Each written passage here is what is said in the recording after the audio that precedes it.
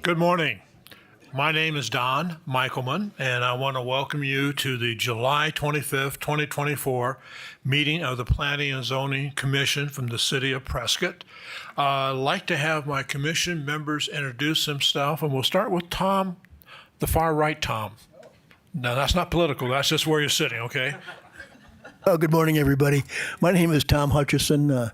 It's nice to see you all, and thanks for coming. Good morning. My name is Tom Riley. Good morning, Tom Davis. Pleasure to see you all. Thank you. And the Toms have it. Good morning, and my name is not Tom. My name is Susan, and it's good to see you all. My name is James Whiting, and good morning.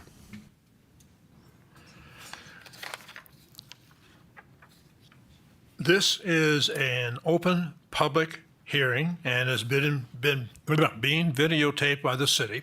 The proceedings are being televised by representatives of the public media, the public, local cable and/or radio stations, and may also be rebroadcast.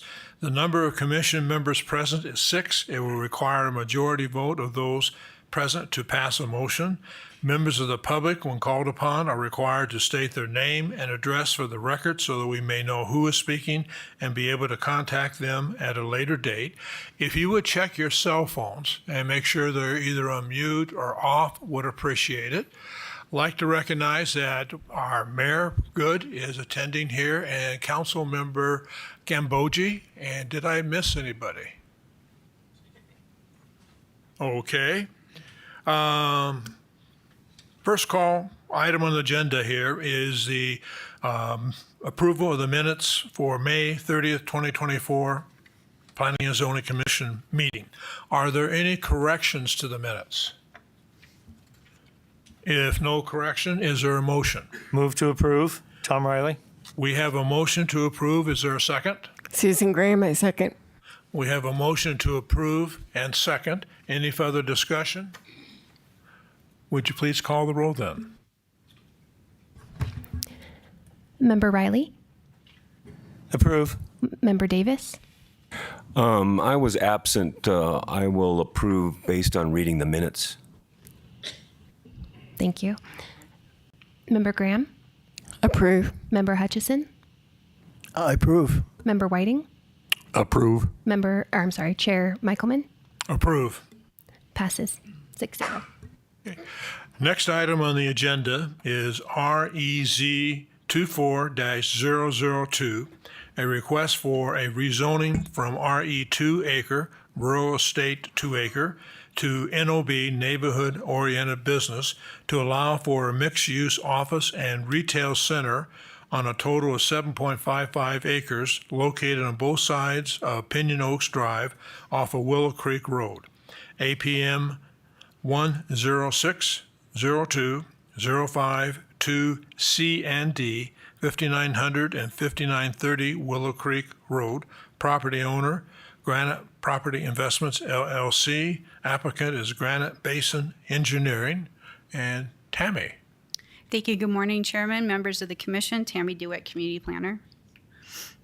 So the request before you is a rezoning from RE-2 Acre, Rural Estate 2 Acre, to Neighborhood-Oriented Business to allow for a mixed-use office and retail center on a total of 7.55 acres located on both sides of Pinon Oaks Drive off of Willow Creek Road. So issues for consideration when we do rezoning requests are consistency or lack thereof with the Prescott General Plan and other adopted plans, compatibility with the present zoning and conforming uses of nearby property and with the character of the neighborhood, suitability for the subject property for the uses permitted by the proposed zoning district, suitability of the subject property for the proposed permitted by the existing district, and availability of sewer, water, and stormwater facilities. So neighborhood-oriented business zoning district is considered a low to moderate intensity business district. They have different criteria for what that can go on there. There's smaller building sizes. Building size is limited to make sure it complies with the nearby residents. Uses attract customers for a limited area. Usually we see these in neighborhoods. It's kind of a transition zone between commercial and residential. Uses are intended to complement residential areas with a compatible site and building design elements, including low-scale building mass, landscape buffers, subdued exterior lighting and signage, and effective pedestrian and vehicular access. Uses shall not create excessive traffic, noise, light, or other activity that would negatively impact adjacent neighborhood residential areas. And typical neighborhood or usually are small retail, limited services, drugstores, business offices, restaurants, similar to that. So the City of Prescott general plan, the last general plan was adopted in 2015. This did designate this property for commercial use, as shown on the slide. The red is for commercial. This also is in a commercial overlay district. Commercial overlay districts intended to promote quality commercial development that's compatible with the surrounding area, and additional architectural standards will be reviewed with the permitting if this is approved as it moves forward, if it moves forward. The RE-2 Acre zoning, that came into play when this property, the Pinon Oaks, was originally developed in the county. The county holding zone is RCU 2A, which is what those front two properties were zoned. So when it was annexed into the City of Prescott, we rezoned the property to a similar zoning, which is the RE-2 Acre for us, for the City of Prescott, and until a new proposal or zoning comes forward. Usually the RE-2 Acre, when they're incorporated like that, sometimes we see another rezoning with it, but when this was an annex, there was no rezoning or proposed uses for these properties at that time. As you can see, though, we have business regional across the street. We have other commercial zoning down Willow Creek Road, because it is a commercial corridor, and we have a lot of businesses in that area or potential businesses. Here's the imagery. The parcels are currently vacant. To the south, we have one along Willow Creek Road that they access through the neighborhood is one church is already there. We have another church coming in right next door to it. To the north, across Pioneer Parkway, we have a rental community that's starting to come in, I think, with permits in their engineering. And then across the street, there's a car dealership being developed right now on the northeast corner of Pioneer Parkway and 89A. So just kind of give you some context of the area of how it's being developed right now. Here's the proposed site plan. I'm going to defer it to the applicant to come up and explain the project and what they're proposing today.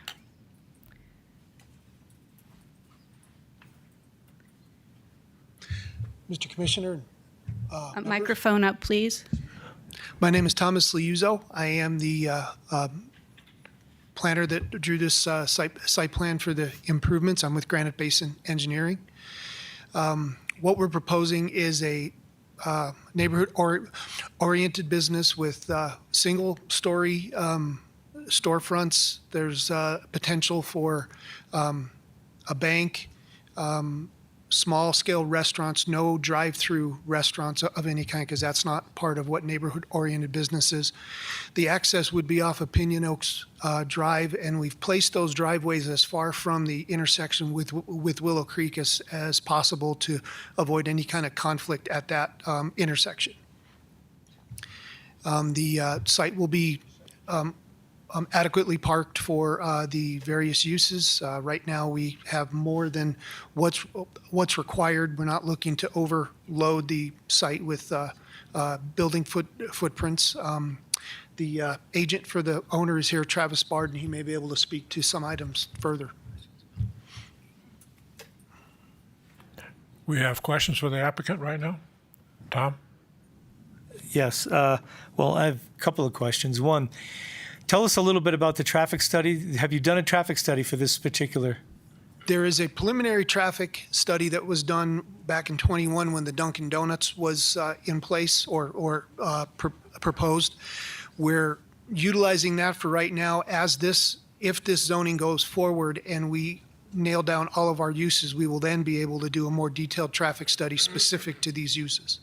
So the traffic study that has been done in the past is the one that you've applied to this particular design? Yes, which talked about a right in, right out, a decel lane on Willow Creek and things of that nature. Okay, thank you. I do have a question for Tammy, if I might.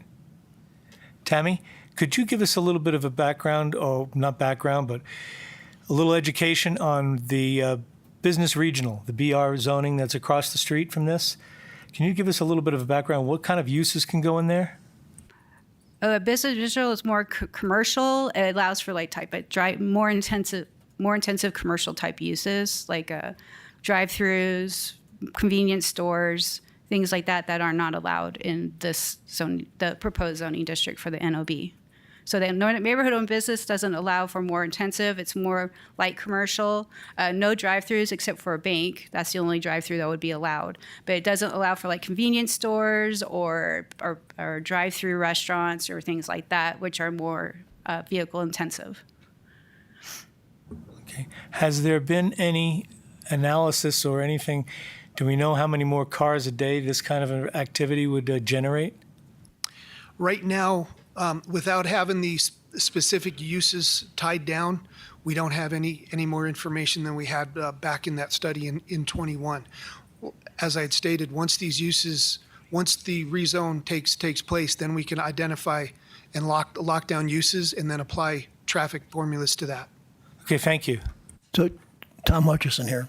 So, in your opinion, would things get better or worse? That's a loaded question. Better or worse, Sir, based on just a minute. We will have decorum in here. There will be no outbursts, no comments.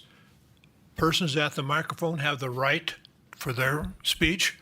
If you want to speak, you have the right to, but there is no right to interrupt.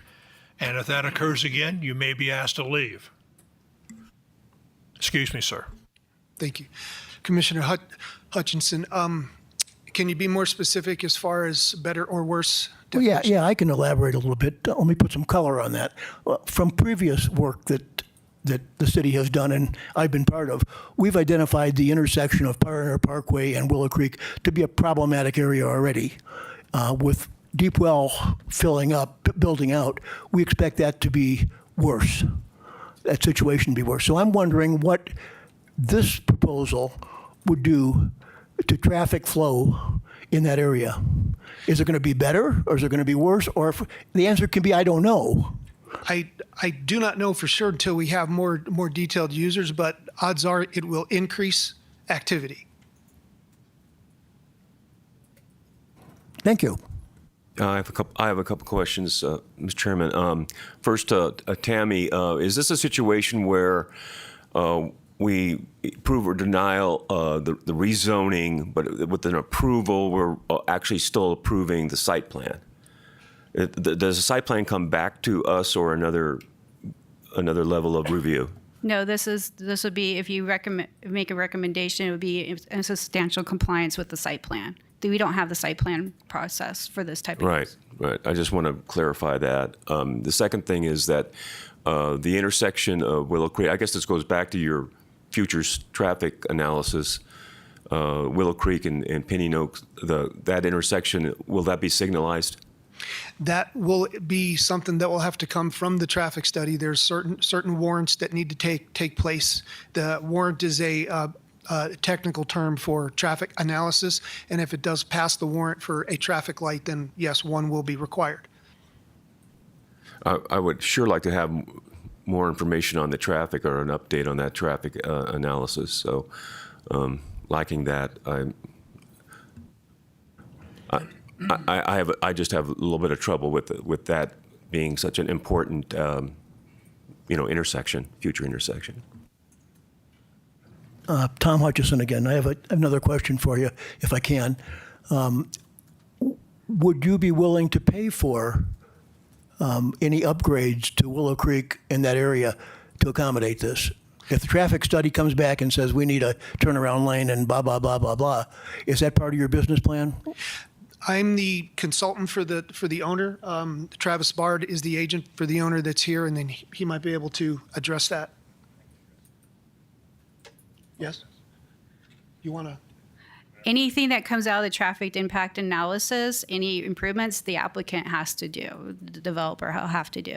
Yes, if the study comes back and says roundabout turn lane. So the answer is yes. Yes. Yes, you'd be willing to pick up the tab for fixing the problem. Yes.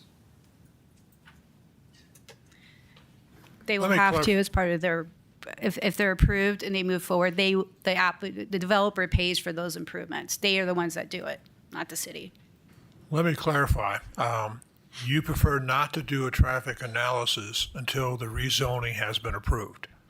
It's not a preference. The analysis would be more complete if the rezoning is approved and we can tie down our specific users. Because right now, we don't have the specific users in place to apply the proper formulas.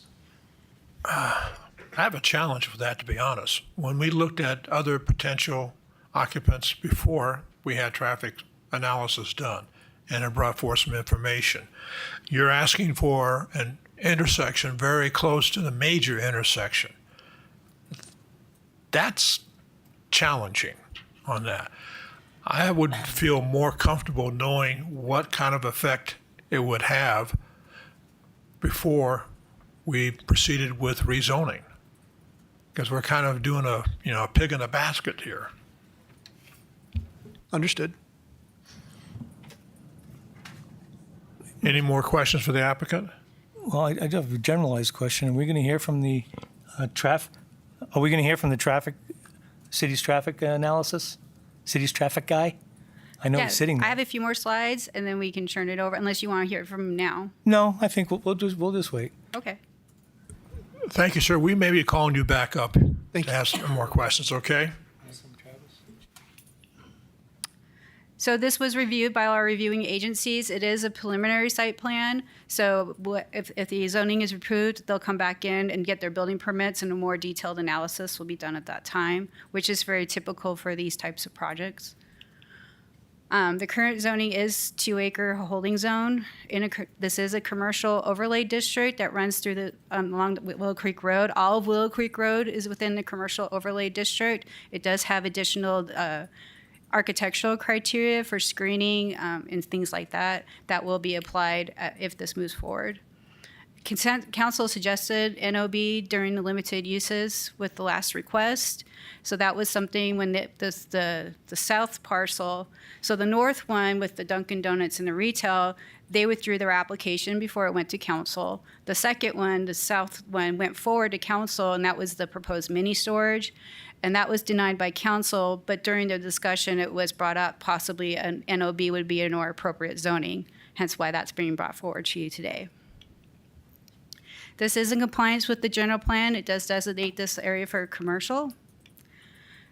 And then this is a recommended action that we always put in our staff reports, but another action is you can either recommend denial or defer the application and give staff and the applicant more direction of more information that you may want before you make a determination on this application. So that concludes my part of the presentation. And George, our planning manager, would like to say a few more words. Good morning. I'm George Worley. I'm the planning manager for the city. I'm doing my best to try to be closer to the microphone and louder because I'm always yelled at for being too quiet. One of the things that I wanted to say was just to point out the importance of compliance with the general plan and the importance of this body. Your recommendations carry a lot of weight when an item goes to the city council. It doesn't mean the council always will agree with you, but your evaluation at this level, following staff's evaluation, is an extremely important part of the process. You need to feel comfortable before you vote to move something forward with a recommendation of approval or denial or modifications and an approval. So you have multiple options. Nothing you do today is a determination, it's a recommendation. And I think that's important for all of the folks who are here attending the meeting and perhaps wanting to speak later to understand that this is a recommending body and your recommendations are an important part of our process. It's designed to allow public input.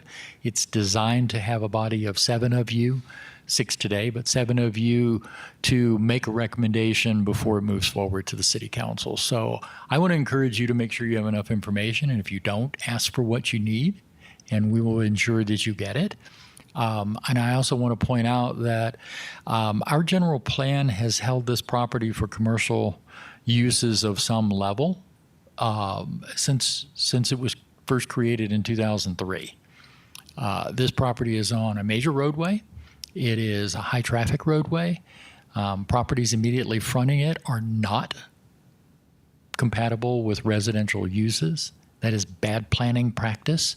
I've been doing this for longer than some people's children have been alive, and I can tell you that any type of residential use along these front properties is just not going to be compatible, and it's not going to be functional.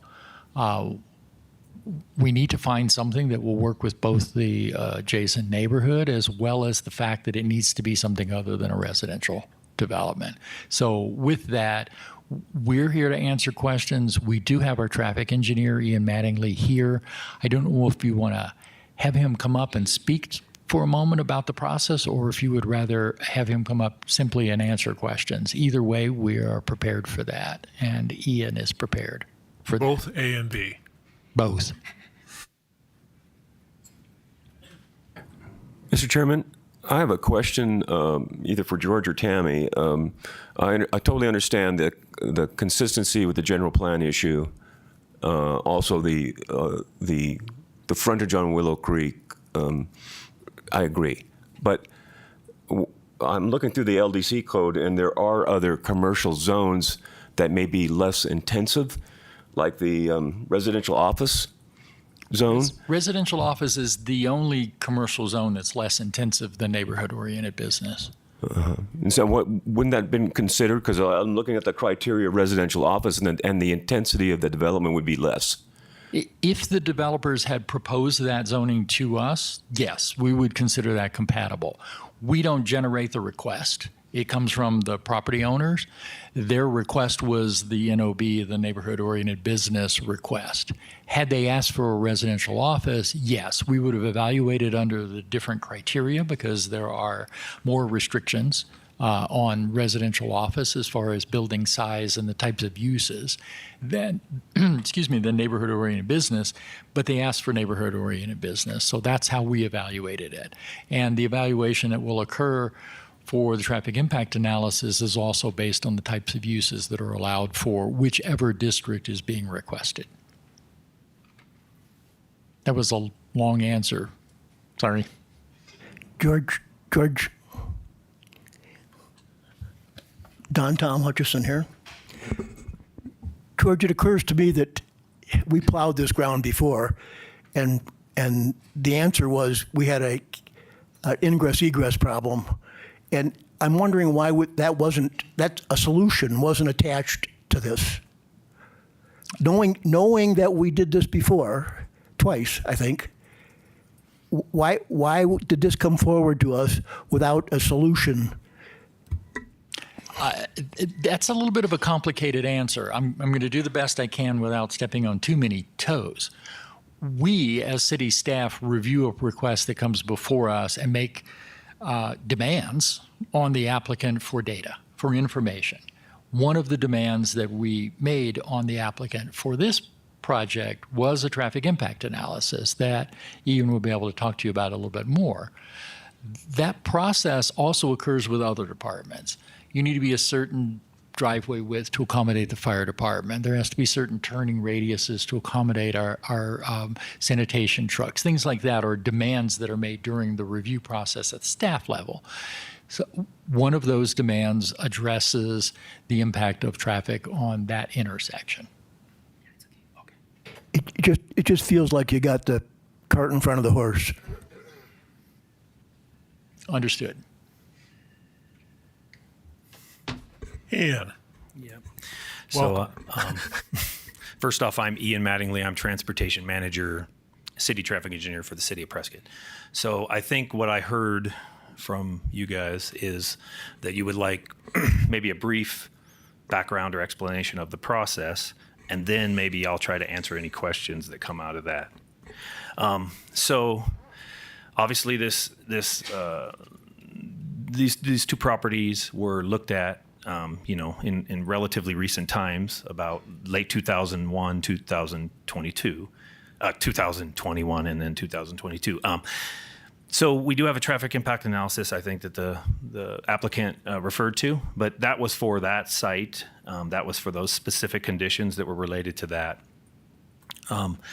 When we get, and it was denied at that time based on various reasons.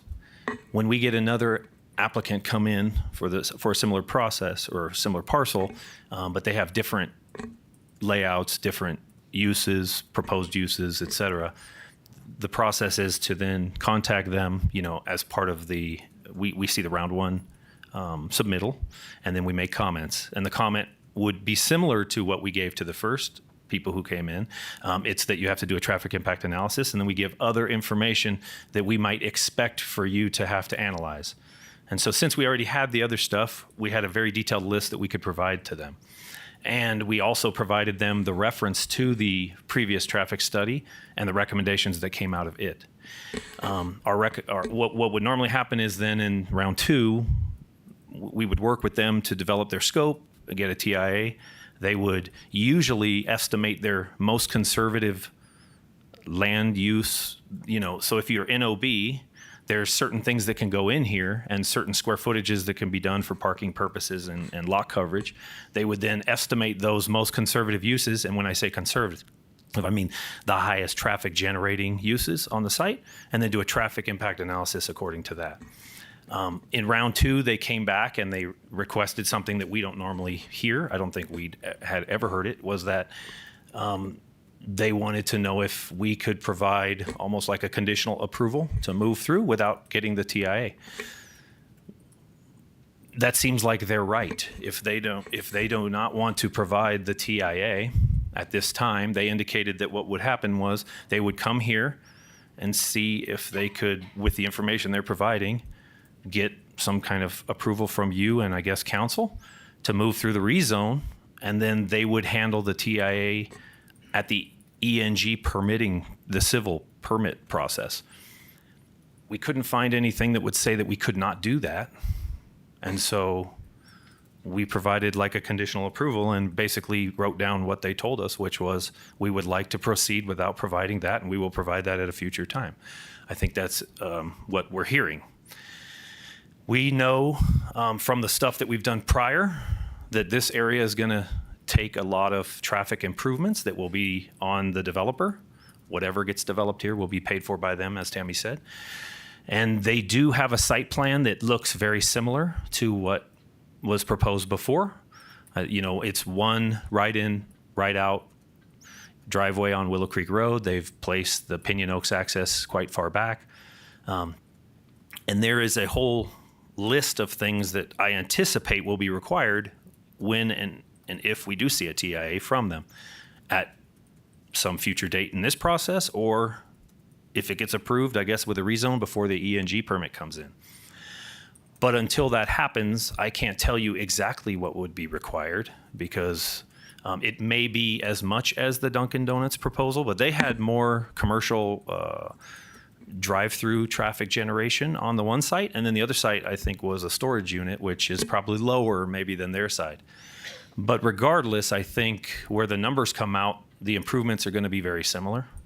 And they included quite extensive improvements, like right turn decel lanes.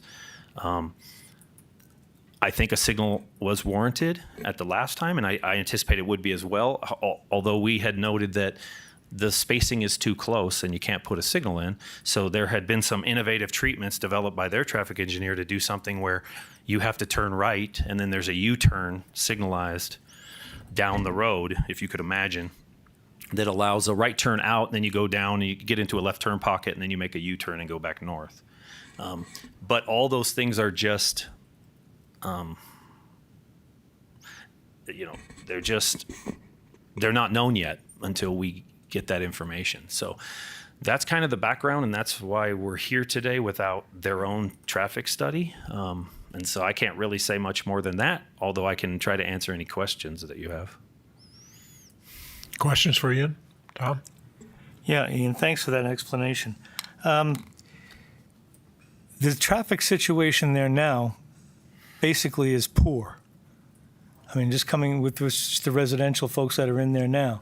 So it strikes me that with this particular development, and then the development across the potential development across the street in Business Regional, and the anticipated development of a car lot on the other side of Pioneer Parkway, that the traffic situation is going to probably get worse in that whole intersection over the next several years as these things are built out. So it strikes me that, the use itself is probably going to be similar, but there are traffic issues that need to be addressed today for the folks that live in Pinon Oaks. Is there anything proposed for the folks that are living there now? So currently, Pinon Oaks Drive does not meet a traffic signal warrant under the residential uses. We had back in 22 when this was going on, we heard just general issues regarding a few things. We did a paving project, and I think we added an additional designated left and right turn lane. But when the last study was done, delays for left turning movements out of here were a level of service F. It's like a grading scale, so obviously that's not good. And I think if you live there, you know that. The thing is, that's not really related to this site plan development itself. That's more just that Willow Creek Road has increasing congestion, and it's a major arterial in the city, and it will continue. And it's, just part of the city, more people coming and those kinds of things. This development, therefore, will add to, it will increase traffic on Willow Creek Road, but so will other zoned commercial properties all along this. The difference is this will, obviously that traffic will be in the queue with the people who leave out of here. And then we also had concern about maybe it impacting going through the residential neighborhood. And so the last proposal also had some requirements from city staff that, for one, it would be widened in this area to provide turn pockets into these driveways on Pinon Oaks. And then it would narrow back down into the neighborhood and then include some traffic calming features like speed humps and things to discourage any type of use. I know I read some of the letters that I was provided, like for them cutting through from Symphony and coming over or going back that way. But this is a commercial, it's in the general plan as a commercial property. I know it's currently zoned a rural, but it's appropriate. I do agree that this type of property is appropriate to be used in a way that's, it's out on an arterial and things like this. But like any property along Willow Creek, as you add them, they're going to add traffic. And so this site would be responsible to mitigate its impacts. The last submittal would have done that if it had been approved. Whether that was acceptable to the neighborhood or the leadership of the city, I don't know.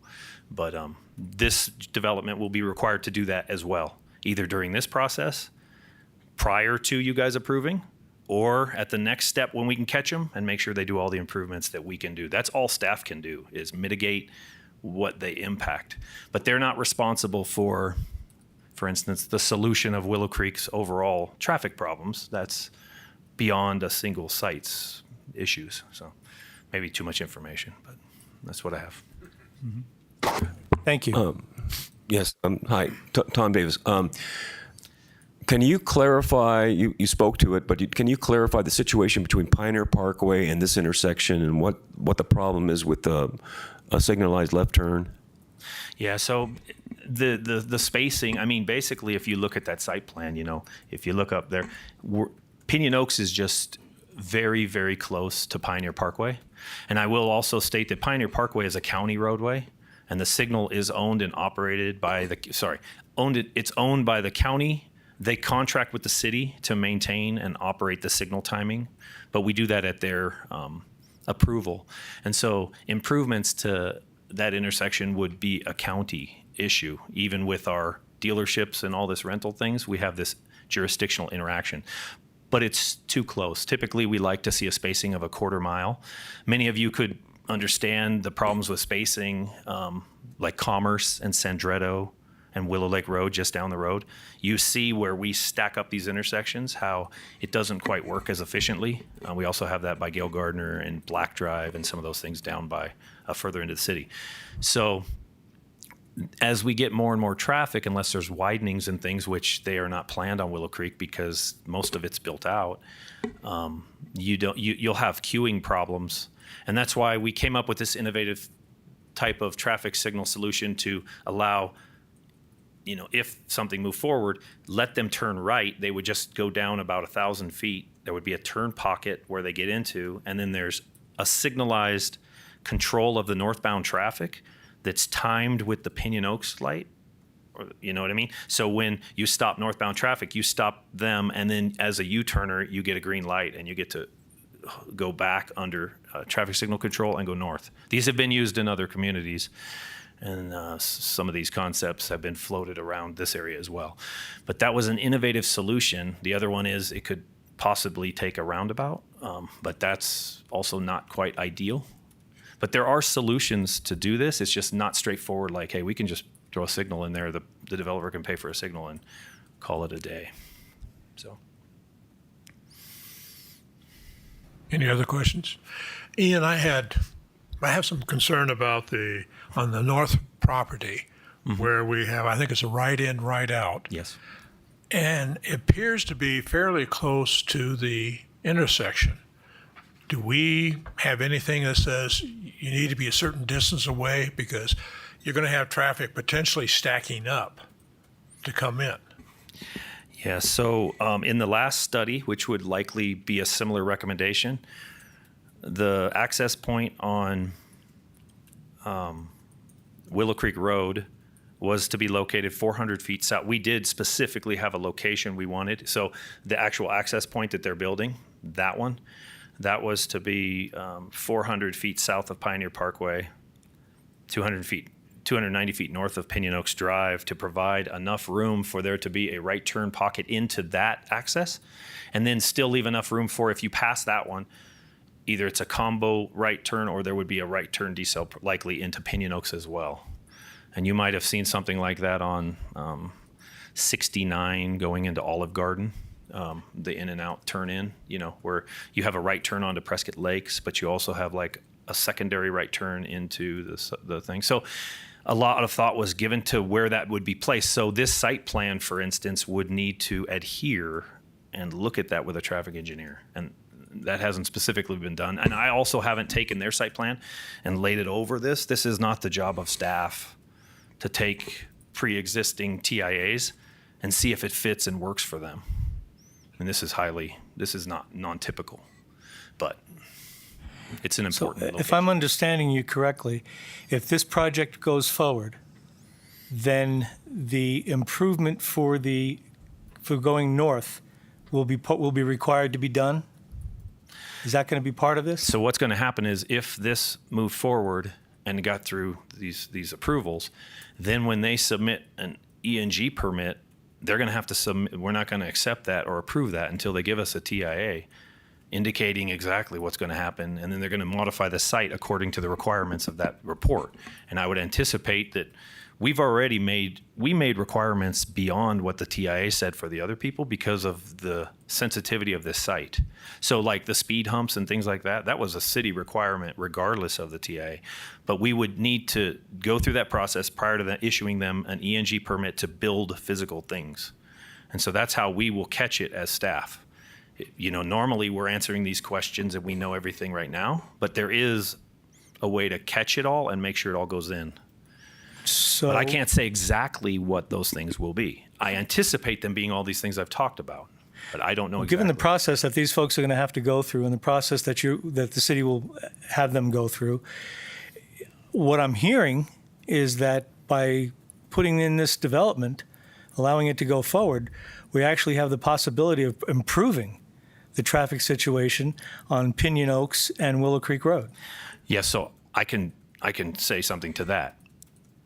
I think if you had done the last one or you do one of these, if it moves forward and there's going to be a lot of traffic improvements that will help people who live in Pinon Oaks. There are negatives, because some people will come through and there'll be more traffic out there and they have this next to them.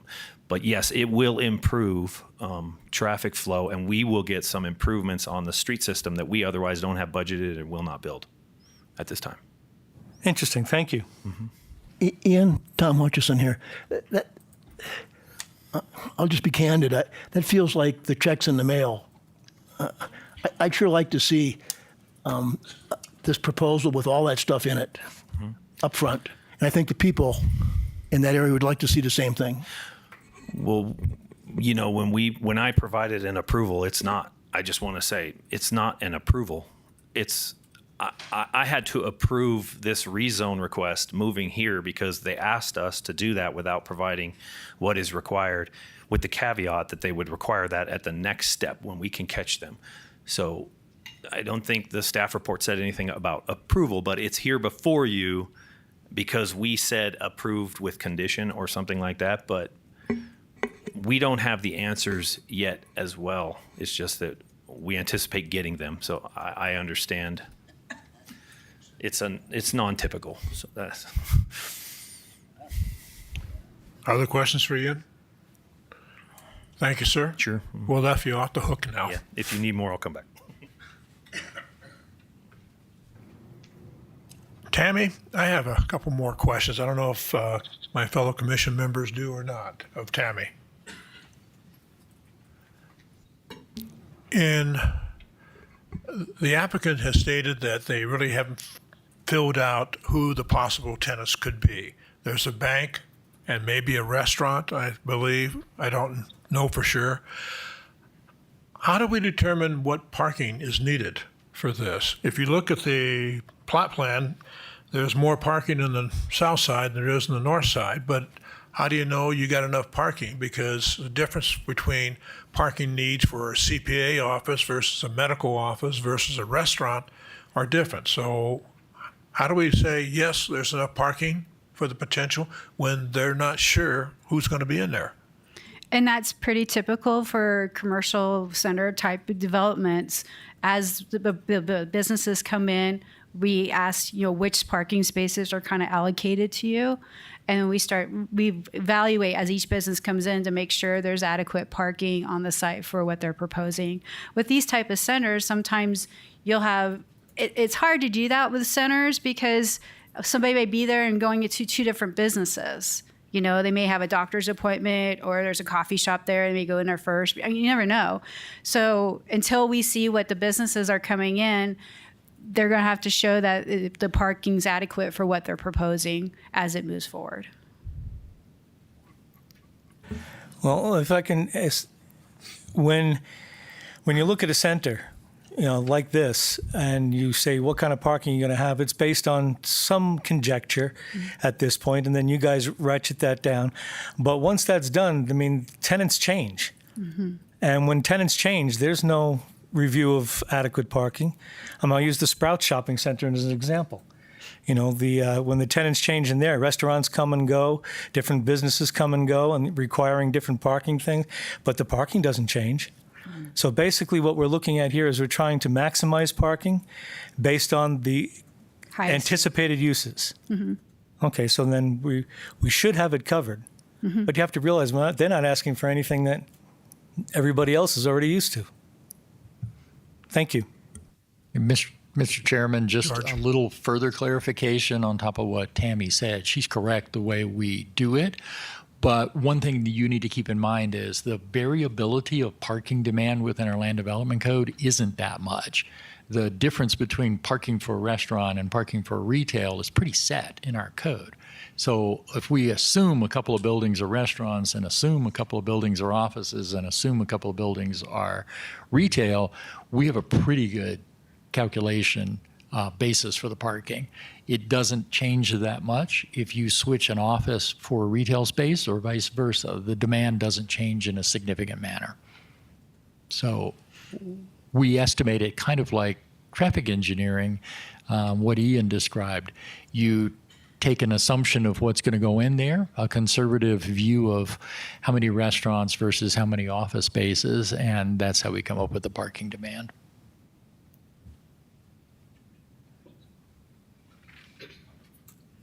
Yes, sir. Mr. Chairman, fellow commissioners, if I can, what we had done in the site, What we had done with the site planning is all of the parking requirements in the city are based on square footage of the buildings. And we took the two extreme, medical office and general office, and calculated sufficient parking based on the square footages of these building footprints. Thank you, sir. Want to continue, Tammy? Huh? I have nothing else to add right now.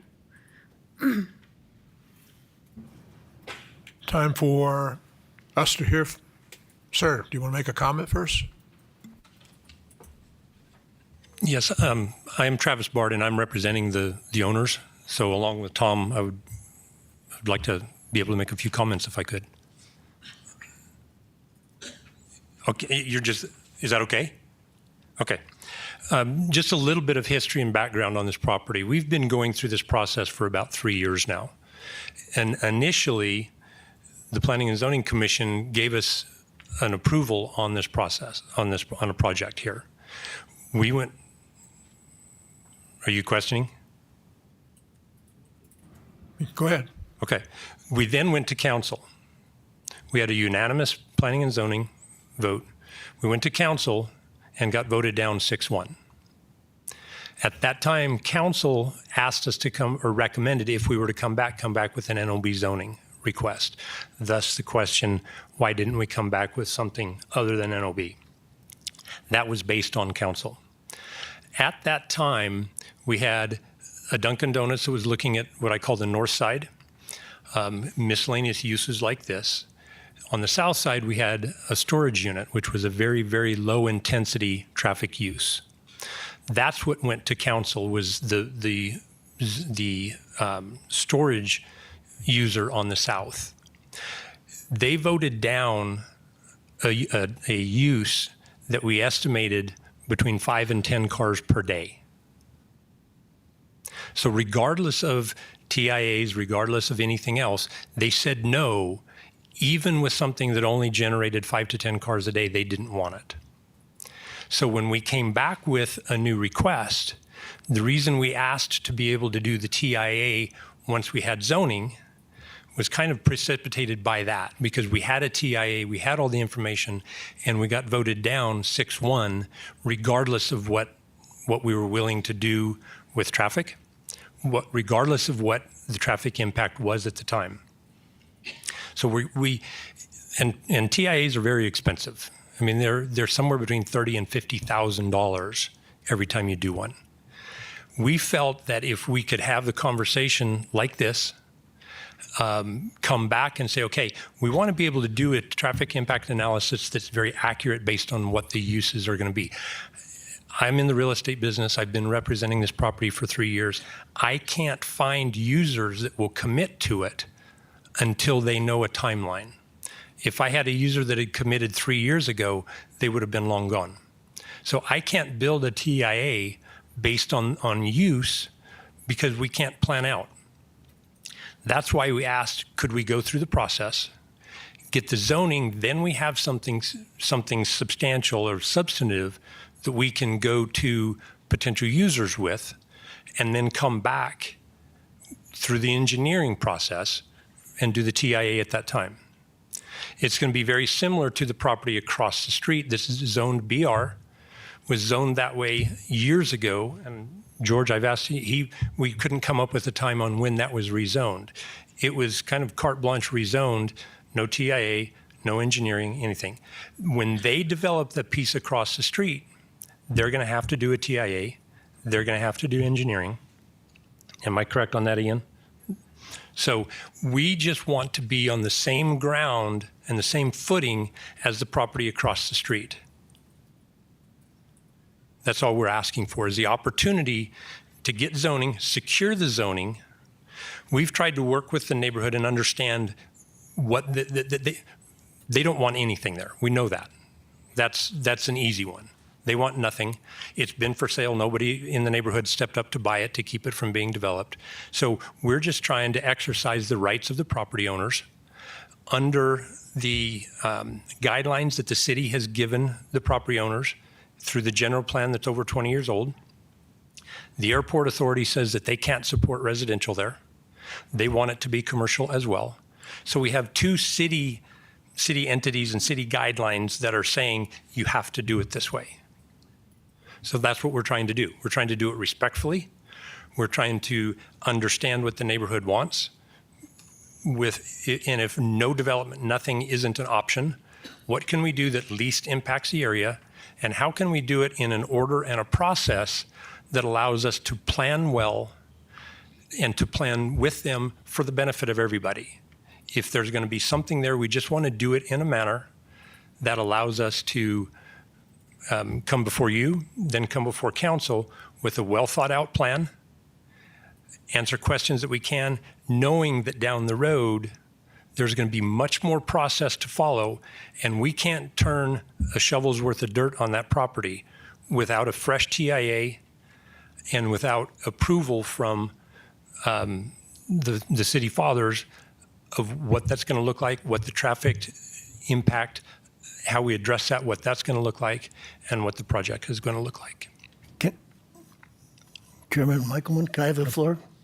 I'd like to make a recommendation to you, if I can. Please. I would suggest that you more fully consider the opinion of the people behind you. You're not trying to please this commission or the city staff. You need to turn around and look at the people here that are here and understand what would be acceptable to them. That's my recommendation. We've tried to do that. Well, you need to do a better job. Okay. Any suggestions on what that might be? Other than nothing? Mr. Chairman, if I can interject, I think I suggested earlier in the discussion that this is probably the wrong zone. I mean, I know that it would be consistent with the general plan, be commercial, the traffic and the Willow Creek frontage be commercial, but I still think that something more like a transitional zone, which is the RO zone, would be a better application and a less intense development. All I see is a lot of empty boxes that we're not sure what's going to happen, at this time. Did you choose the zone because of the comments made by the city council when this last went to them? Yes. Or is this a zone that you have to be able to do what you want to do? Two things. Number one, the recommendation of the council, and number two, it's the most common zoning that I see in the Willow Creek corridor that's not commercial. Of the less intensive zoning, it's the most common zoning that I'm aware of. It seemed to make sense. Okay. Anybody else? Thank you, sir. We may ask you to come back up down the road. Okay, thank you. Now we get to the time when you all get to address us. And if you would like to speak, I believe you need to turn your card in. And do we have someone? So far, we have one public speaker request.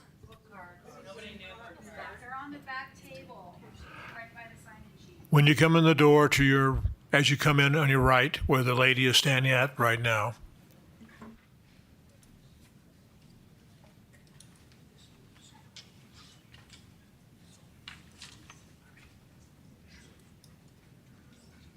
While everyone is gathering their cards, we can start with the first if you'd like. Correct. First speaker, Russell Wagner.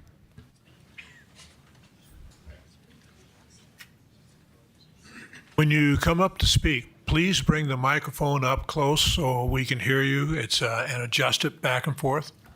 Thank you. Good morning, Council. I am Russell Wagner. I live at 5620 Columbine Road in the Pinon Oaks neighborhood. I asked the council to reject this zoning based on several of the factors that have already been discussed, which I've identified in a few different areas as well.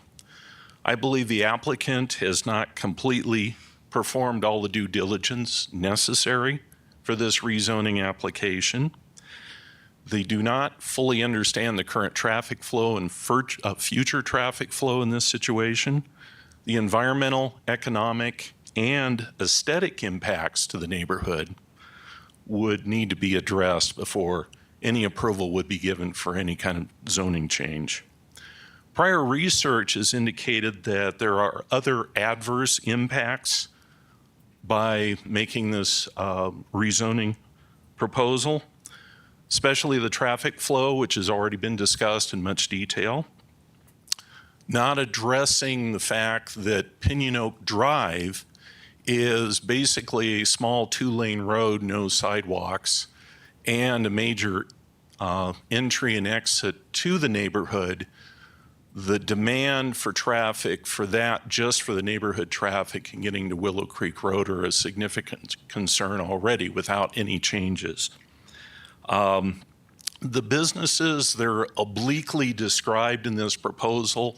Frankly, I don't think fit or suit the neighborhood. The one that is identified in there as a bank, I call into question because, as we're seeing in a lot of the current economic situation, banks are closing branches. They are not opening new branches. There is no growth in the banking industry to open branches in neighborhoods. So I consider that a significant problem. Traffic flow is already busy on Willow Creek Road and has been discussed already. We don't have an overall plan or solution for that in this area. And I think this would just increase the traffic challenges we have in that entire area. The last area is the proposal has a minor issue. Pinon Oaks or Pinon Oaks Drive is misspelled in the documents. 30 seconds left to complete. I believe that they should correct that, for one thing, but it also calls into question that there may be other errors, omissions, or challenges in this that we can't see that they have not completely assessed in this review. Thank you for your time. I appreciate it. Please do not approve this. I said this once before, and I mean it. We'll have decorum in here. There'll be no applauses, no outbursts. And if it happens again, I may be asking people to leave. Is this understood? Okay. If you've completed your request for speaking, make sure it goes over to Mary Kay on that at the end. Okay? Next. We have quite a few here, so just a reminder to keep your speaking to 3 minutes, and I'll let you know when there's 30 seconds left. Next speaker is Jerry Verplod.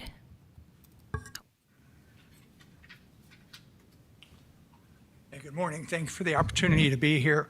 I'm a former city planning commissioner, so I understand where you're at. And there's 3 things I want to talk about. One is, if this application or an application of following ever comes along, I would highly recommend that the developer would be required to put in a motorized gate on Pinon Oaks Drive and to maintain it into perpetuity. The second thing I'd like to recommend is that that property be, and you all have a chance to put your names into history books along with the city council, is that property gets used to put a dedication of the history of Prescott from the beginning until today. And you can put a parking lot in there, just like it's talking about, get local artists to do it, and you guys would be in the history book of this city, should you choose to do so. And the last thing I'd like to say is, before you make any decision, think about, if you lived in Pinon Oaks, what would you do? Thank you. Thank you, sir. Next speaker, Robbie Groves. Can't quite.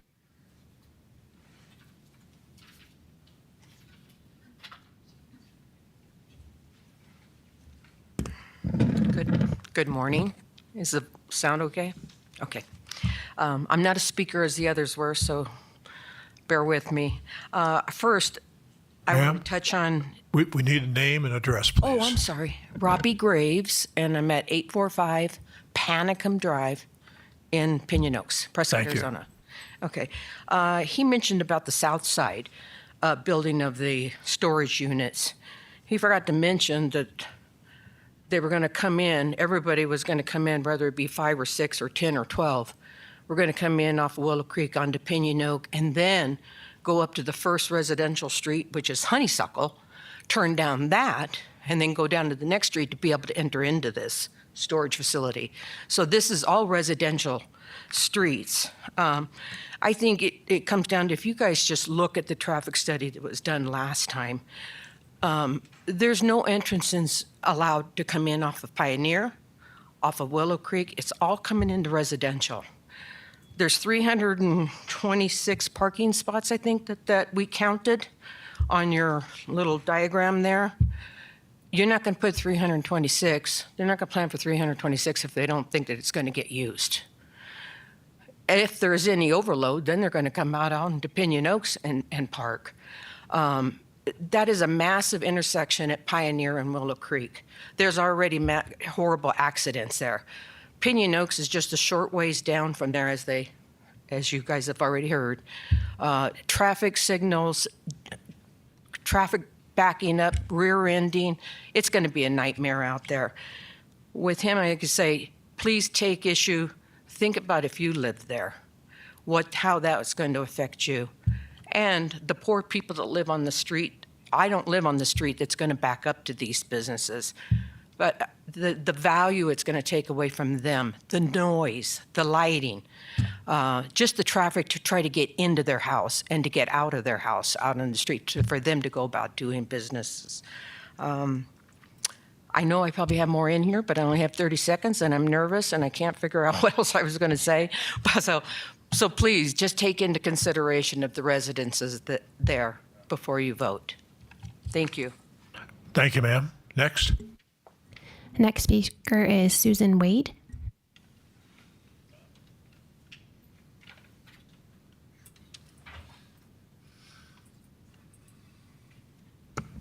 Susan Wade. My address is 5759 Goldenrod Way. I live down the street from where this will be.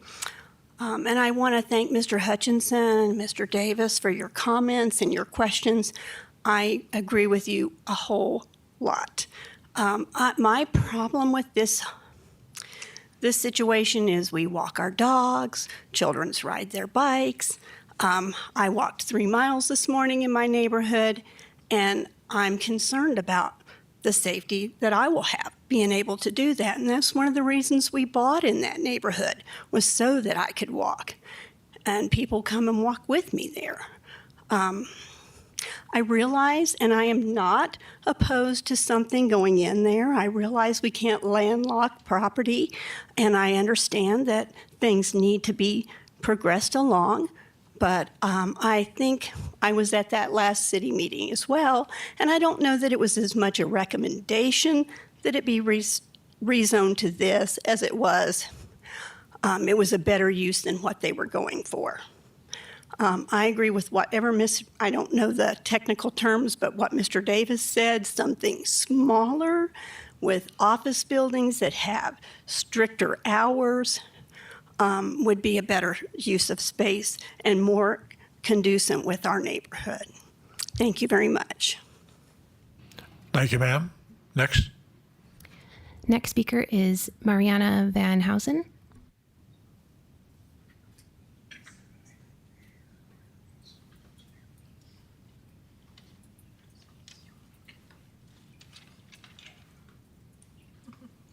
Good morning, Mariana Van Housen, 1230 Morning Glory Lane, Prescott. My husband and I just recently moved here from Connecticut. We moved last September. We looked to buy something in Prescott for approximately 2 years. The reason we chose Pinon Oaks, it was a nice area, nice homes. I'm sure that you all know that the tax revenue that is brought from these 600 plus houses is a boost for Prescott. I am very concerned with Pinon Oaks being a cut through from Willow Creek to Pioneer Parkway, because you know what happens. I can avoid the light and the turnabout, and I will be able to get to where I'm going faster.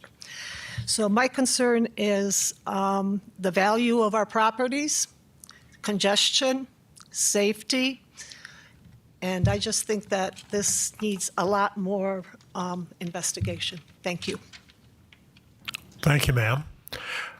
When you come up to speak, get as close as you can to the microphone and make sure the microphone's right in front of you. It doesn't really pick up that well. Next. Steve Antol? Antoy? Antol, that's correct. Antol? Thank you.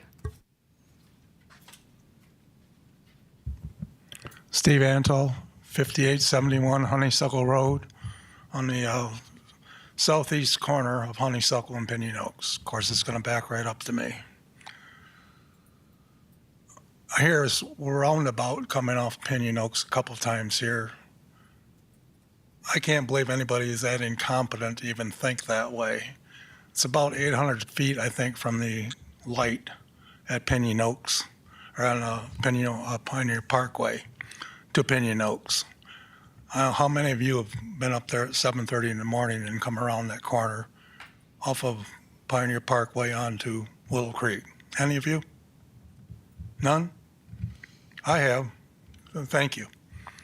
I have to go up to the Arizona College occasionally right now, so excuse my hoarseness.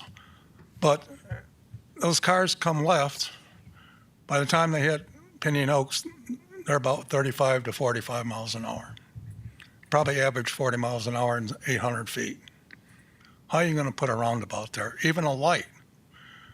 The traffic's backed up when the light changes at least 2 or 3 blocks. And they're going to work. And I was surprised that the general plan is, what, 20 years old or older? Is that correct? Did someone? It's every 10 years. What it was then, and they zoned all that property as commercial going down Willow Creek Road, has nothing to do with what it is today. As far as I'm concerned, that general plan is outdated and needs to get changed. Where can you show me anywhere there along a super highway, and that's what Willow Creek is now, going into Prescott? And the other one is 89, which I believe they vetoed making that wider. So the traffic is just going to get worse and worse and worse simply because of, like was mentioned earlier, Deepwell Ranch. When it gets built out, I guess it's about 10,000 houses. Where else do they have their shop? Other than going to Chino Valley Safeway, which we know all the grocery stores are going to probably change the names pretty soon, if in fact that merger goes through. But anybody know the traffic count now? Anybody got a current traffic count? Around 28,000 a day. 28,000 a day today. And the real estate man knows the value of the property in Pinon Oaks. It's a highly sought after. Any real estate agent will tell you, highly sought after acreage out in that area, and which is basically all built out. In my subdivision, which is Pinon Oaks 1, is about, I think, 370 plus houses. 2 ingresses and egresses, one off of Pinon Oaks, one off of, I just real blank, I'm sorry, but off of Symphony, yes, thank you. And so, it's going to get worse and worse and worse. And to me, is that property all the way down into Phoenix, where it's now commercial, needs to be rezoned completely. Why don't you build it in front of the college? They're not going to care, probably. But the thing is, it's the traffic off a main artery highway that's going to get worse and worse as Prescott grows. And it's already in place because it's been approved to build Deepwell Ranch. And my 10,000 houses that are built out there, where do they go shop? They have to go down to Fry's. To go to doctors, and plus they go down to the crossings, another 2 miles down, takes them 5 minutes to get there. You have 30 And as far as a seconds. bank being put in there, that's not going to happen. I'll bet my life on it. You go down to the Wells Fargo branch, it's basically empty all the time. Chase moved out of Fry's. And Bank of America way down there by Safeway is empty almost all the time.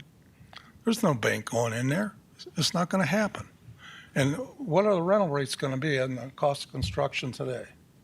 And is this planned for the LLC to do it, or is it for a potential buyer of the property? You're at 3 minutes. If you can conclude, please. Could you answer that for me, please? We don't know.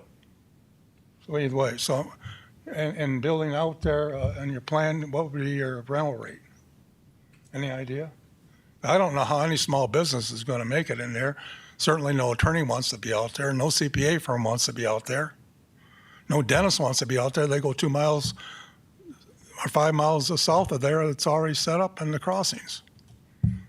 I just think the whole general plan is outdated for what Willow Creek Road is today and what it's going to be tomorrow, and it needs to get changed all the way down. You cannot have small businesses going in and out on a freeway is what you got. You got a high-density freeway already. Thank you very much. Appreciate the time given. Thank you, sir.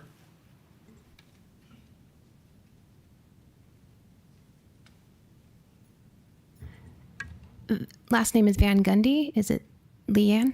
Leanne Van Gundy.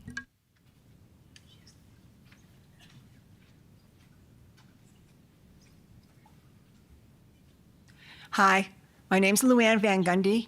I'm at 5981 Honeysuckle Road. I back up right to where all this is going. My beautiful backyard is now invaded. I've put up 7 trees so far to not look at the water treatment plant, if that's what that is, next to me. The Pioneer Parkway traffic is a joke. And we also have the incredible amount of airplanes from Embry and whoever else is flying. And we just don't need anything else to intervene in our lives. I mean, come on, guys. Come on over. I'll make you a steak. Come sit with me. See what it's like. And now you're going to add this? Please. Restaurants? Gee, that's going to bring rats. Thanks. So I really implore you to really deep soul search yourself and say, would you want to live where I live and the rest of my people all here with the traffic and the interference of all this nonsense? Go. They destroyed property down the way where they were going to put the hospital. Go put it there. That's left empty and destroyed. Thank you. Have a good day. Thank you, ma'am. Phil Reagan. Hi, Phil Regan, 1085 Pinon Oaks Drive. One thing I haven't heard discussed about this whole thing is, first of all, let's call it what it is. They want to put in a shopping center at the corner there. So we have all the traffic problems that we've already heard about. But what we haven't heard about is there's absolutely no transitional buffer between the proposed use and the current subdivision. So what's this going to do for the people that live there? The noise, the lights. I haven't heard anything about signage or building heights. You know, the NOB has a 35-foot building restriction. The RO has a 25-foot. And nothing is going to be appropriate unless there's a buffer between the neighborhood and whatever goes in there. I'm sorry, it's kind of a small site. It's a little problematic with all the problems, but that's not our problem for the owner to be able to make money on the thing. So that's my objection mostly, is about the buffer between the two uses. So that's what I have to say. Thanks. Thank you, sir. Chuck Wolf.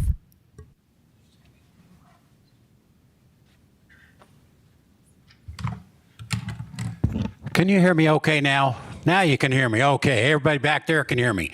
Yeah, you need to speak into this microphone a little bit better. I forgot my hearing aids. It's bad enough. I live at 815 Thicket Lane. I've lived there about 2 years. And the thing that you all have to consider, if you've never been in there, I'm recently widower. So I sit in my office and watch UPS, FedEx, garbage trucks, and of course we have school buses In our regular traffic, we have people that come in and do for our gardening, box trucks making deliveries. What do you think is going to happen if they change this on this road and allow all these other vehicles to come in there to make deliveries to these whatever restaurants? They have to have food. They have to have all these different items every week to supply these people. There is no, and it's already mentioned, there are no sidewalks in this community, and this is our community. People are out there every day with their children, bicycles, older folks with canes walking on the road. They don't have any play out. There's no other place to walk. There's no sidewalks. I don't know how they ever planned that. Your consideration is very important. There's a lot to consider right here. All these people here for that reason. It's our community. Pinon Oaks, our community. We moved there for that reason because it's such a beautiful place to live. I hate to see it be destroyed, property value. Those people down at the end of the street there are going to deal with all these lights, parking lights. Tractor trailers are going to come down with the produce. If I can look real quick here. There's two ways in and out of that, and you already know that. So your consideration, and certainly you already know that I'm opposed to this change of zoning. More houses would be nice, but not commercial. Thank you very much for your time and listening to me. Thank you, sir. Next. We have two more speakers. Next speaker is Fran Glasper.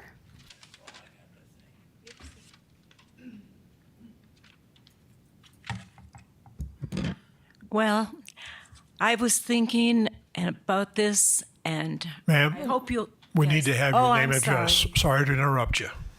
I'm sorry. Fran Glasper, 1128 Morning Glory Lane. We've lived there now 10 years. I was very upset by this whole thing, so I hope it's okay that I read my thoughts, which I put down on paper. I'm not much of a speaker, so I'll make it brief.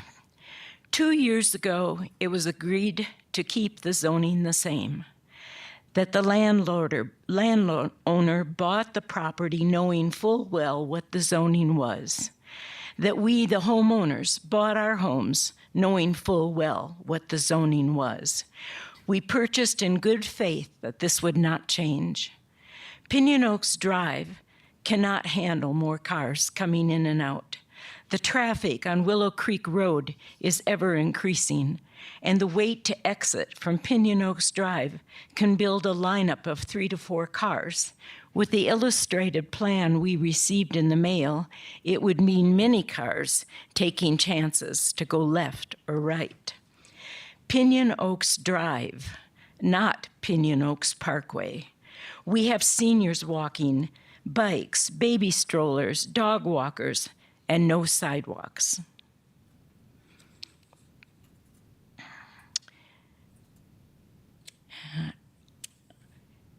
Your next solution would be a roundabout. What a beautiful entryway into our community that would be. I ask that our city council and you use some good old-fashioned common sense. Not only would this project be an eyesore, it could be deadly. Thank you. Thank you, ma'am. We just received another request. So we now actually have 2 more. Next speaker is Stacy Lavelle.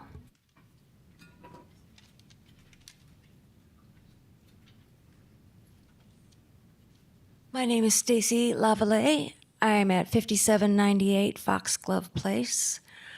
I'm wondering if there's 20,000 houses coming into the deep well, does that mean there's 40,000 more cars coming our way? What was the population when this study was done? say 21 during COVID versus now? What's the population now? How many more people are planning to move here with all the houses and the building going on? I ask that you please vote no. Thank you, ma'am. Next speaker is Susan Drown.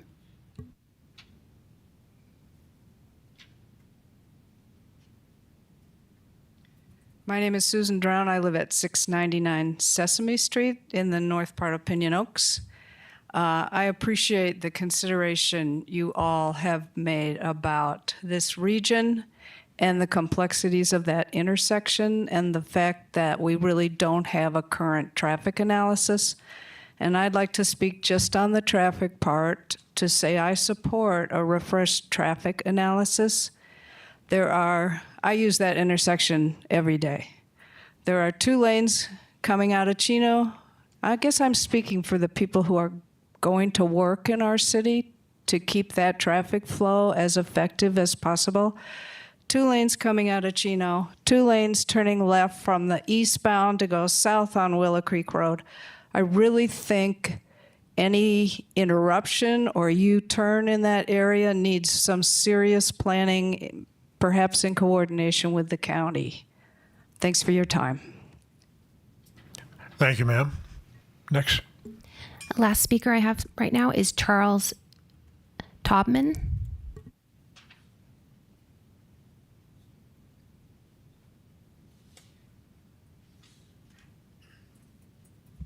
I'm not super formal, so I'm Chuck Taubman. I live at 1113 Dandelion Place, which is not far off of the intersection we're talking about. I understand the concerns of the developer, but we have concerns. The traffic situation coming out of Deep Well, you're talking about 200 rental homes just to the north. The traffic as it is very difficult to get out.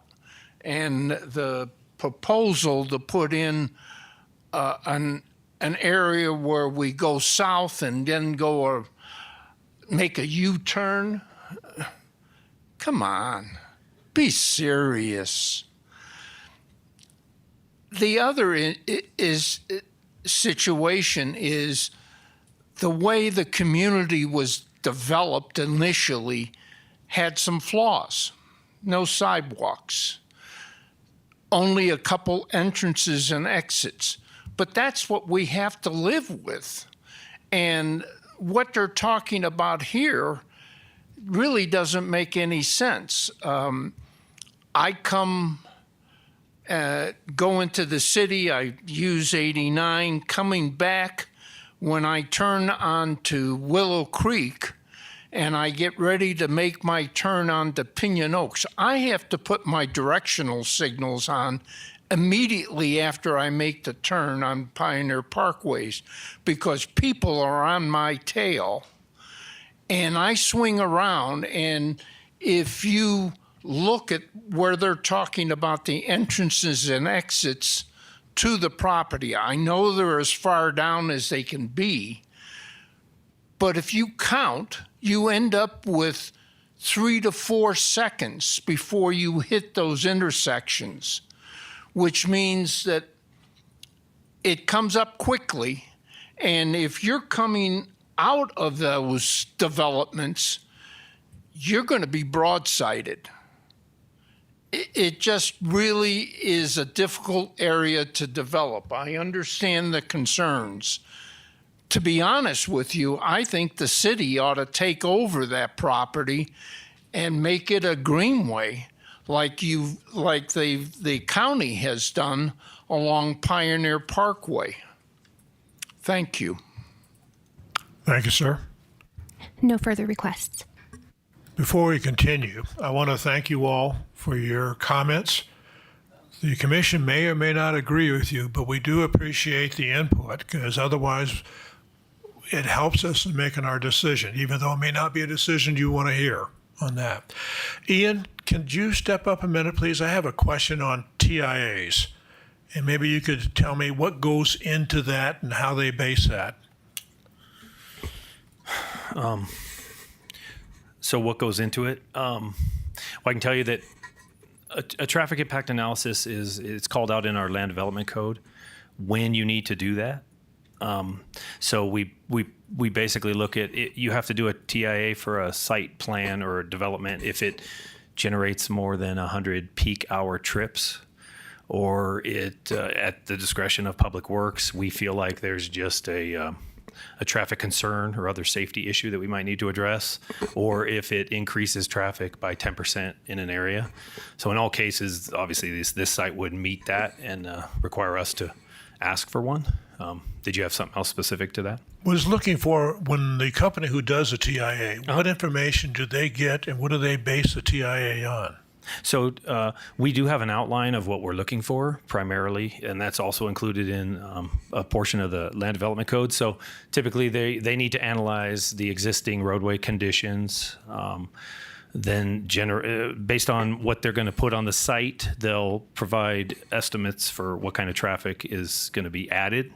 And then they load that onto the roadway, evaluate it with the existing conditions, look at level of service, and then evaluate all the site driveways and intersections. And then the reach of the area that they study is typically dependent on the size of the development. So you could imagine that if we had a gigantic property like a 100-acre site where we were going to do like a mall or Walmart, we would reach much further into looking at the network. And the smaller you get, the more localized the look is at the site. So, for instance, on this one, when it came in before, they're not being required to mitigate, for instance, Pioneer Parkway and Willow Creek Road. Those things are being looked at by some bigger things like Up and Deep Well and things like that people have mentioned. Anything else? Any other questions for Ian? Yeah. Ian, will there be a comprehensible conclusion with this TIA? So when we get a TIA for this site, obviously we would work with the traffic engineer to adjust the scope. They'd look at it all. What happens typically is they make a recommendation, submit it to us, then we as the city agree to those, what they're saying as the recommendations, and then we approve it and sometimes we add conditions and things like that, and then it's approved. So in this case, one way or the other, we're going to see a TIA for this site. If it comes at the E&G permit or it comes some other time, and then we'll work through it with their traffic engineer and the developer to make sure all the improvements are put in and then constructed. That's how it works. Ian, is the city planning on doing any mitigation for the current traffic issues on this particular area? No, at this time, we modified the striping. We have no other plans to do anything at Pinon Oaks and Willow Creek Road at that intersection. There's no. So if anything's going to improve in this area, it's going to become an improvement with some level of development in that area. Yeah, either with this development, or I think it's been noted that across the street there's commercial develop or zoning over there. And through the years, we've seen various site plans kind of come up and down, and so this intersection was looked at way back in like 2008 and things as part of developments across the street. But at some point, something's going to happen on some of these already zoned commercial projects, and things will change on Willow Creek Road, including intersections and different traffic control. But until development occurs, there's no plans of the city to make any changes.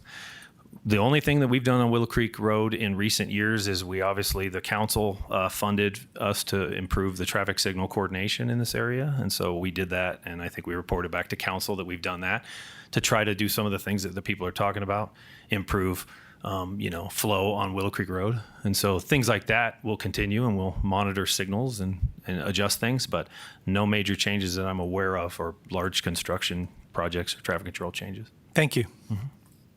Any other questions for Ian? Thanks, Ian. Yep. Could the applicant step back up? I have a question. Either one. Flip a coin. The public brought up a couple of things that maybe you can address.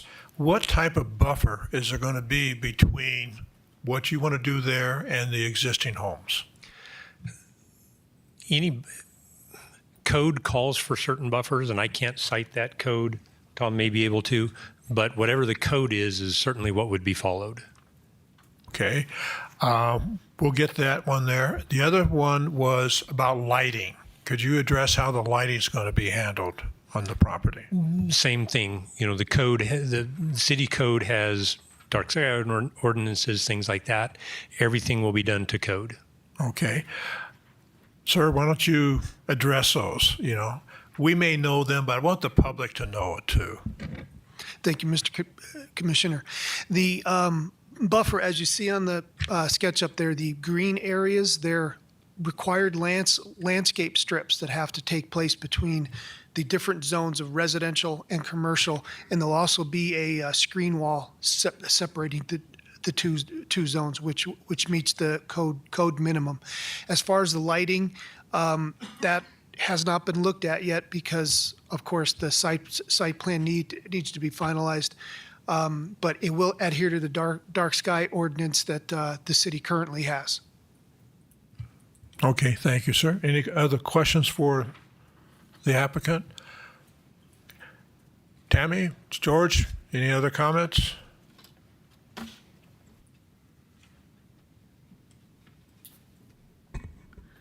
So kind of as a summary, you have kind of three options today.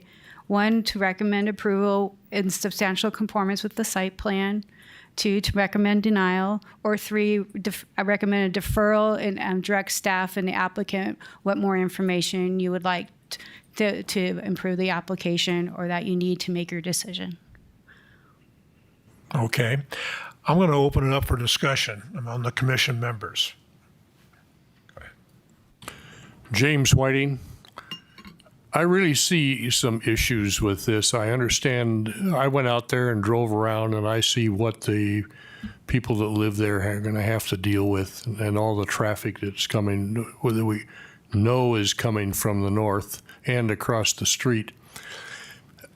I'm kind of conflicted with the fact that this keeps coming up, you know, with a different zoning change. It's obviously the zoning existing is carryover from the county.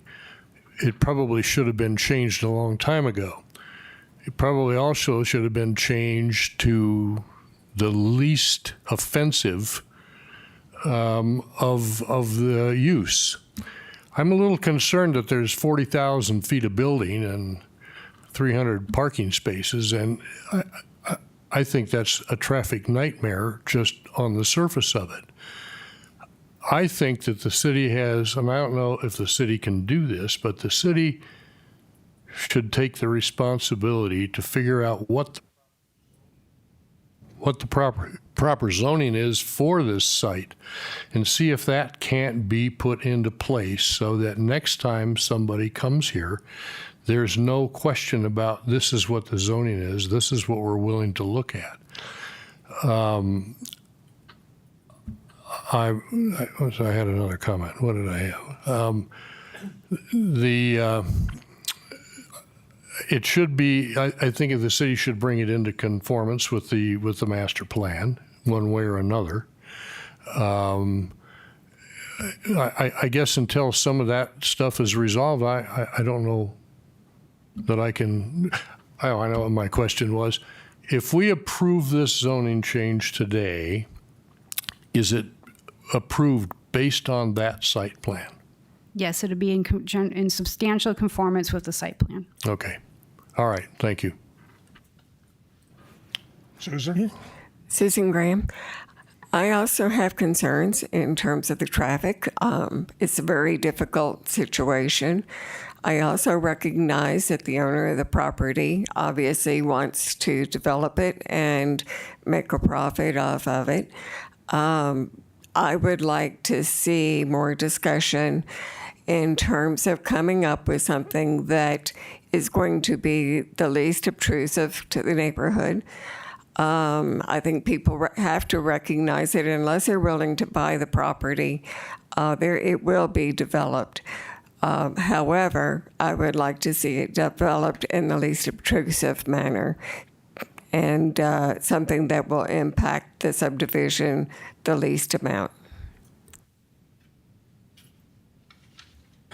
Yeah, I think I agree with the discussion so far with Ms. Whiting, Mr. Graham.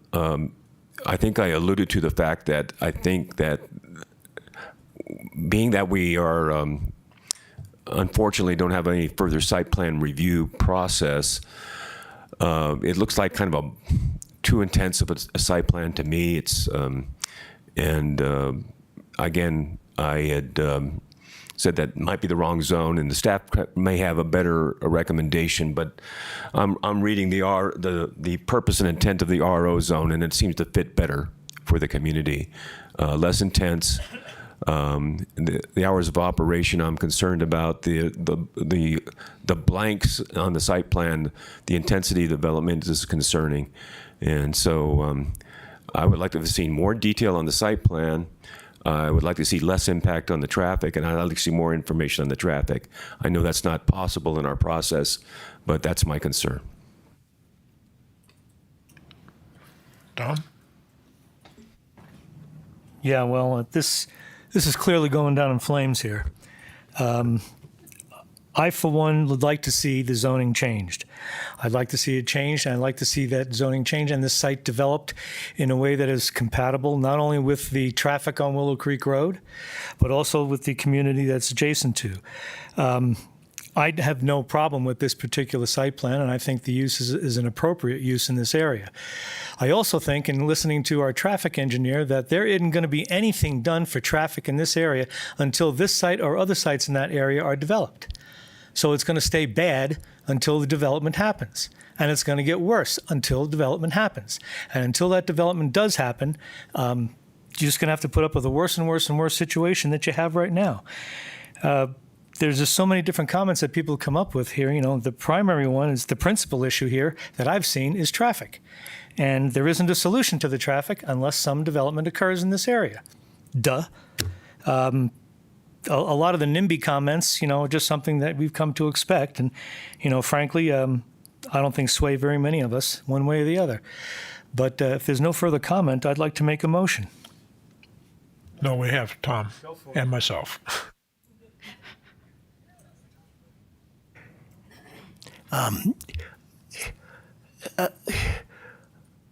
I believe that the overriding issue that we're dealing with today is safety.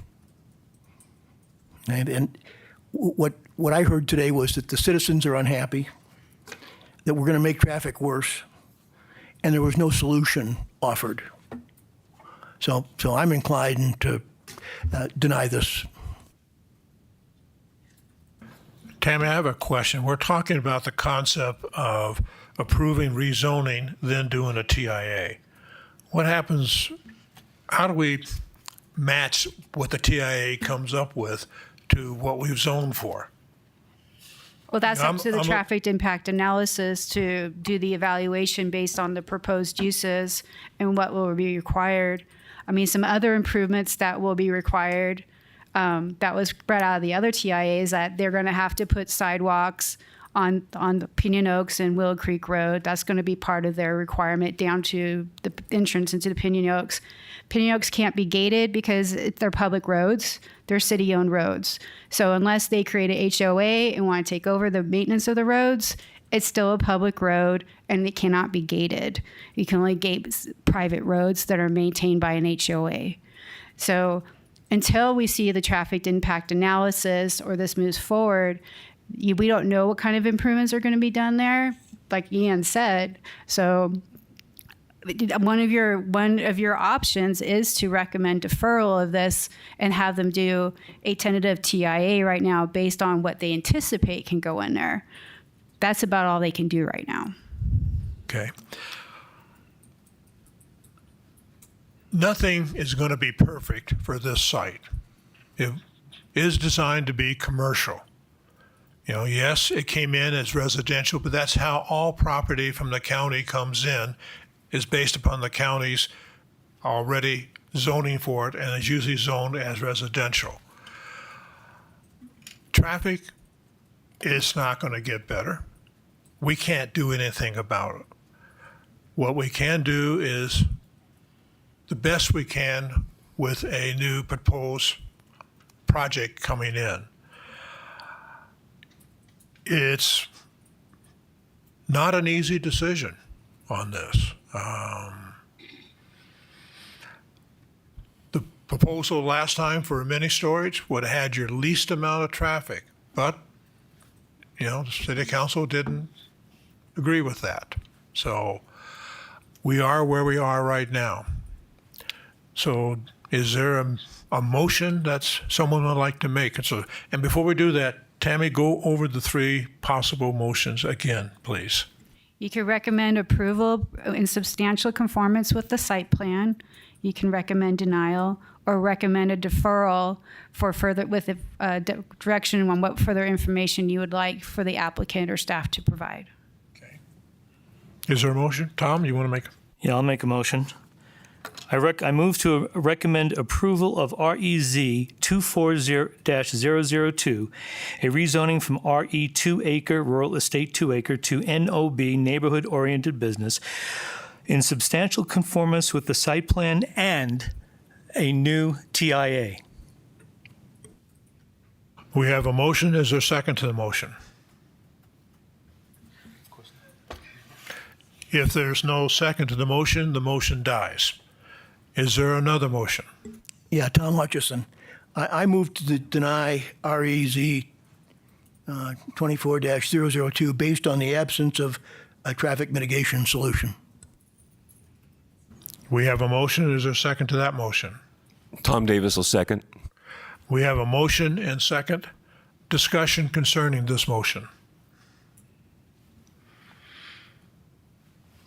Any discussion? Superfluous. Would you please call the roll? Member Riley? Oppose. Member Davis? Approve. Member Graham? Approve. Member Hutchison? Approve. Member Whiting? Approve. Chair Michaelman? Oppose. 4-2. 4-2. Yeah. So the motion passed to recommend denial of 4-2.